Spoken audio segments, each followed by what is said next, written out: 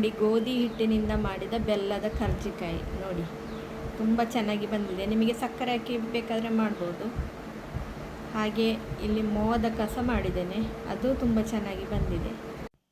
Hi, ನಮಸ್ತೆ. ಇವತ್ತಿನ ವಿಡಿಯೋದಲ್ಲಿ 1 ಕಪ್ ಗೋಧಿ ಹಿಟ್ಟಿನಿಂದ 2 ಥರದ ಸಿಹಿ ತಿಂಡಿಗಳನ್ನು ಮಾಡ್ತಾ ಇದ್ದೇನೆ. ನಾನಿಲ್ಲಿ 1 ಬೌಲಿನಷ್ಟು ಗೋಧಿ ಹಿಟ್ಟು ತಗೊಂಡಿದ್ದೇನೆ. ನಿಮಗೆ ಎಷ್ಟು ಬೇಕೋ ಅಷ್ಟು ತಗೊಳ್ಳಿ. ಇದು ಸಣ್ಣ ಬೌಲಲ್ಲಿ ಸ್ವಲ್ಪ ರವೆ, ಚಿರೋಟಿ ರವೆಯನ್ನು ಹಾಕ್ಕೊಳ್ತಾ ಇದ್ದೇನೆ. ಚಿರೋಟಿ ರವೆ ಇಲ್ಲದ್ರೆ ಆ ಬೊಂಬೆ ಸಜ್ಜಿಗೆ ಉಂಟಲ್ಲ ಸಣ್ಣದು, ಅದನ್ನು ಹಾಕ್ಕೊಳ್ಳಿ. ಸ್ವಲ್ಪ ಉಪ್ಪು ಹಾಕ್ಕೊಳ್ಳಿ. ನೋಡಿ, ಇದು ಬಿಸಿ ಮಾಡಿದ ತುಪ್ಪ 1-2 ಸ್ಪೂನ್ ಉಂಟು. ನಿಮ್ಮ ಹತ್ರ ತುಪ್ಪ ಇಲ್ಲದ್ರೆ ಎಣ್ಣೆ ಆದ್ರೆ ಹಾಕ್ಕೊಳ್ಬೋದು. ಇದು ಪಿಂಕ್ ಸಾಲ್ಟ್ ಆಯ್ತಾ. ಈಗ ಚೆನ್ನಾಗಿ ಮಿಕ್ಸ್ ಮಾಡ್ಕೊಳ್ಳಿ.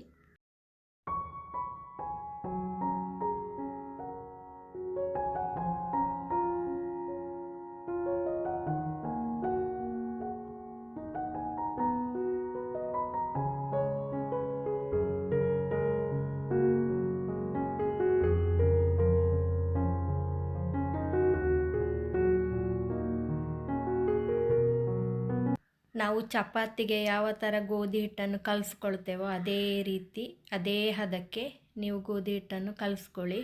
ಒಂದು 10 ನಿಮಿಷ ಅದನ್ನು ಮುಚ್ಚಿಡಿ. ಈಗ ನಾವು ಸಿಹಿ ತಿಂಡಿಗೆ ಹಾಕಲಿಕ್ಕೆ ತೆಂಗಿನಕಾಯಿಯನ್ನು ರೆಡಿ ಮಾಡ್ಕೊಳ್ಳುವ. ಆದಷ್ಟು ಒಣಗಿದ ತೆಂಗಿನಕಾಯಿಯಲ್ಲಿ ತಗೊಳ್ಳಿ.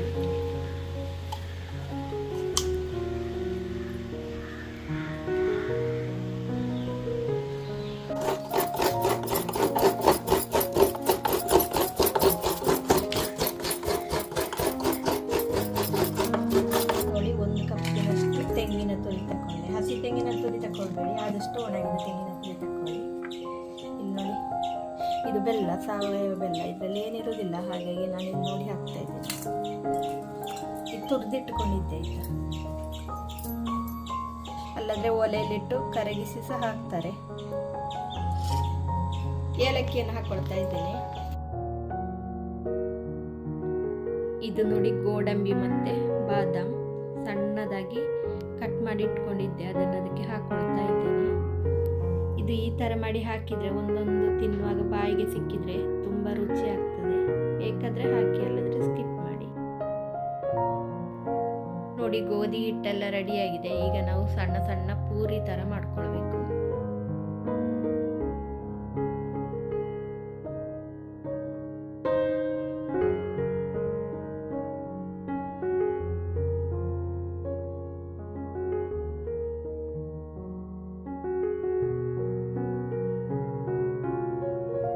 ಇದು ನೋಡಿ, ದಪ್ಪ ಸಾಗಬಾರ್ದು, ತೆಳು ಸಾಗಬಾರ್ದು, ಆ ಥರ ನಾವು ಪೂರಿಯನ್ನು ಮಾಡ್ಕೊಳ್ಬೇಕು. ಈಗ ನಾವು ತೆಂಗಿನಕಾಯಿ ಮತ್ತು ಬೆಲ್ಲವನ್ನು ಮಿಕ್ಸ್ ಮಾಡಿಟ್ಟಿದ್ದೇವಲ್ಲ, ಅದನ್ನು ನಾವು ಹೀಗೆ ನೀಟಾಗಿ ಹಾಕ್ಕೊಳ್ಬೇಕು. ಇದನ್ನು ಹೀಗೆ ಮಾಡಬೇಕು, ನೀಟಾಗಿ ಹೀಗೆ ಮಾಡಿ ಹೀಗೆ ಮಾಡಬೇಕು. ಕಾಣ್ತದಾ? ತುಂಬ ಸುಲಭವಾಗಿ ಮಾಡ್ಬೋದು, ಅಚ್ಚೆಲ್ಲ ಇಲ್ಲದೆ. ನಮಗೆ ಕರ್ಜಿಕಾಯಿಯನ್ನು ನೋಡಿ ಈ ಥರ ಫೋಲ್ಡ್ ಮಾಡ್ಕೊಳ್ಬೇಕು. ನೋಡಿ, ಅಚ್ಚೆಲ್ಲ ಇಲ್ಲದೆ ನಾವು ಎಷ್ಟು ಚಂದ ಮಾಡ್ಬೋದು ಅಂತ ನಿಮಗೆ ನಾನು ತೋರಿಸ್ಕೊಡ್ತಾ ಇದ್ದೀನಿ. ನೋಡಿ,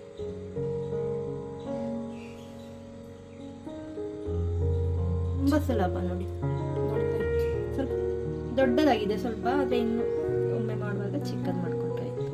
ನೋಡಿ, ಈ ಥರ ಮಾಡ್ಕೊಂಡ್ರೆ ಏನಾಗೋದಿಲ್ಲ. ನೋಡಿ ನೋಡಿ, ಕರ್ಜಿಕಾಯಿ ಎಲ್ಲ ರೆಡಿಯಾಗಿದೆ. ಈಗ ನಾವು ಎಣ್ಣೆಗೆ ಹಾಕ್ಕೊಳ್ಳೋದೊಂದೇ ಬಾಕಿ.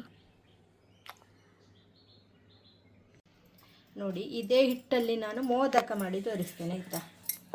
ನಮ್ಮ ಗಣೇಶನಿಗೆ ಪ್ರಿಯವಾದ ಮೋದಕ ಮಾಡಿ ತೋರಿಸ್ತೇನೆ. ಒಂದೇ ಹಿಟ್ಟಲ್ಲಿ 2 ತಿಂಡಿ ಮಾಡಿ ತೋರಿಸ್ತೇನೆ. ಒಂದೇ ಹಿಟ್ಟಲ್ಲಿ 2 ಸಿಹಿ ತಿಂಡಿ ನಮಗೆ ಮಾಡ್ಬೋದು. ಈಗ ನಾನು ತೋರಿಸ್ಕೊಡ್ತಾ ಇದ್ದೇನೆ ಹೇಗೆ ಅಂತ. ತುಂಬ ತೆಳುವು ಮಾಡಬೇಡಿ.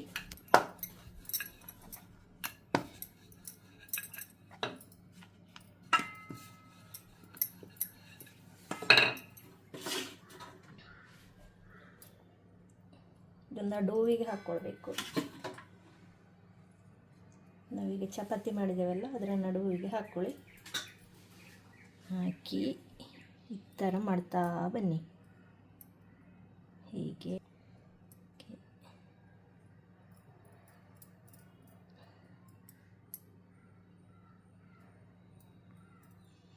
ಹೀಗೆ ಮಾಡಿ ನೋಡಿ, ಇದರಲ್ಲಿ ಮೋದಕ ಸಹ ರೆಡಿ. ನೋಡಿ ಎಷ್ಟು ಚೆನ್ನಾಗಿ ಮೋದಕ ಬಂದಿದೆ ನೋಡಿ. ಇದೇ ಹಿಟ್ಟಲ್ಲಿ ಮೋದಕ ಸಹ ಆಗ್ತದೆ ಅಲ್ಲ. ಇದು ಜಾಸ್ತಿ ಜಾಸ್ತಿ ಇದು ಮಾಡ್ಕೊಳ್ಬೇಡಿ ಆಯಿತಾ. ಇಲ್ಲಿ ಇದ್ದ ಹಿಟ್ಟನ್ನು ಹೀಗೆ ತೆಗೆದು ಬಿಡಿ ಆಯಿತಾ. ಹೀಗೆ ಜಾಸ್ತಿ ಮಾಡಿಕೊಂಡ್ರೆ ಅದು ಬೇಯಲಿಕ್ಕಿಲ್ಲ. ಹಾಗಾಗಿ ಇದ್ದದನ್ನು ತೆಗೆದು ಬಿಡಿ, ಅದಷ್ಟು ಸಪುರ ಮಾಡ್ಕೊಳ್ಳಿ ಆಯಿತಾ. ನೋಡಿ 5 ಮೋದಕ ರೆಡಿ.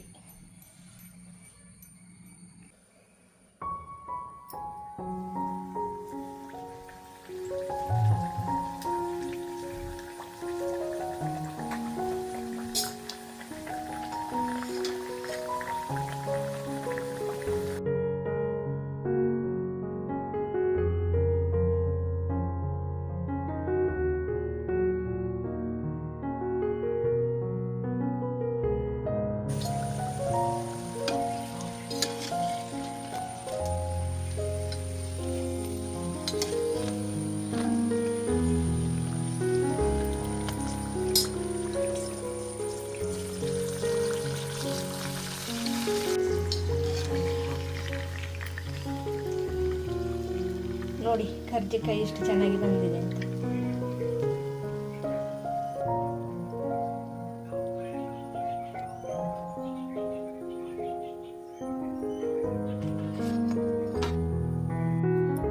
ಈಗ ನೋಡಿ ಮೋದಕವನ್ನು ಹಾಕುವ.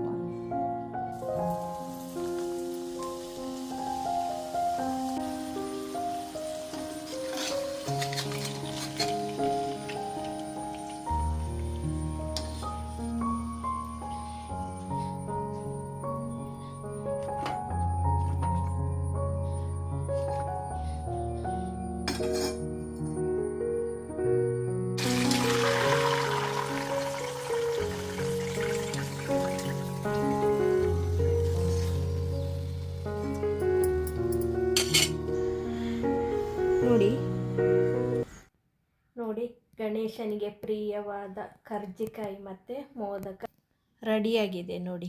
ನೀವು ಮನೆಯಲ್ಲಿ ಮಾಡಿ ನೋಡಿ ಅಂತ ಹೇಳ್ತಾ ಇವತ್ತಿನ ವಿಡಿಯೋವನ್ನು ನಾನು ಇಲ್ಲಿಗೆ ಮುಗಿಸ್ತಾ ಇದ್ದೇನೆ. ಇನ್ನೊಂದು ರುಚಿಯಾದ ಅಡಿಗೆಯೊಂದಿಗೆ ಮತ್ತೆ ಬರ್ತೇನೆ. ಎಲ್ಲರಿಗೂ ಧನ್ಯವಾದ. ವಿಡಿಯೋವನ್ನು ನೋಡಿ ಒಂದು ಲೈಕ್ ಕೊಡೋದನ್ನು ಮರಿಬೇಡಿ.